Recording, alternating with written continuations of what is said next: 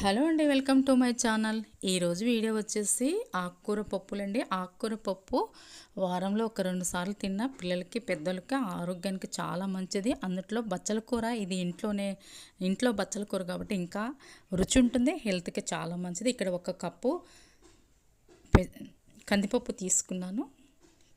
తీసుకొని శుభ్రంగా కడిగి నీళ్లు పోసి పచ్చిమిర్చి 10, టమాటాలు 3 ఇలా వేసుకున్నాను. కాకపోతే బచ్చల కూర రక్తం కూడా పడుతుందండి, చాలా మంచిది బచ్చల కూర. పచ్చడి కూడా చేసుకోవచ్చు. చూడండి, 1 కప్పు బచ్చల కూర తీసుకున్నాను. చేత్తోనే ఇలా తుంచి వేస్తున్నాను అనమాట. పచ్చడి కూడా చాలా టేస్ట్గా ఉంటుందండి.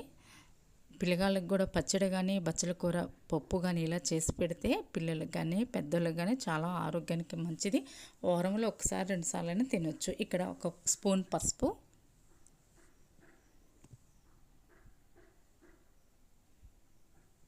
1.5 స్పూను కారం, పచ్చిమిర్చి ఎక్కువ వేసాం కాబట్టి 1 స్పూన్ సరిపోతుంది. ఇలా మొత్తం కలుపుకొని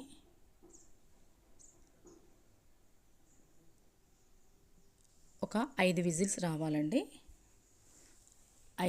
5 విజిల్స్ అయితే పప్పు మంచిగా ఉడుకుతుంది.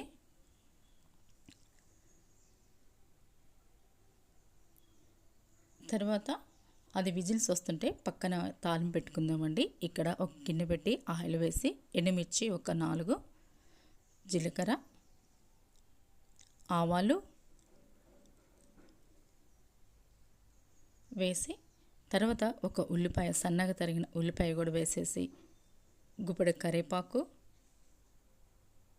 కొత్తిమీర వేసి మంచిగా కలర్ చేంజ్ అవ్వాలి, మంచిగా వేగనివ్వాలండి. ఇవన్నీ చూడండి, పప్పు విజిల్ తీసాను, చక్కగా ఉడికింది పప్పు.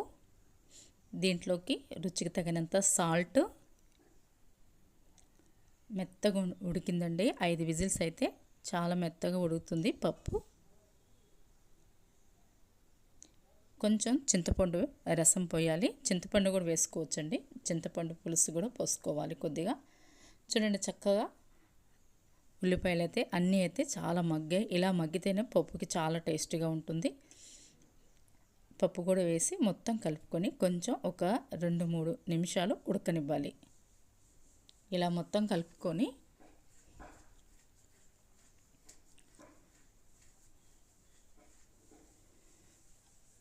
2-3 నిమిషాలు కొంచెం ఉడకనివ్వాలండి. అప్పుడు పప్పు అనేది టేస్ట్ వస్తుందన్నమాట.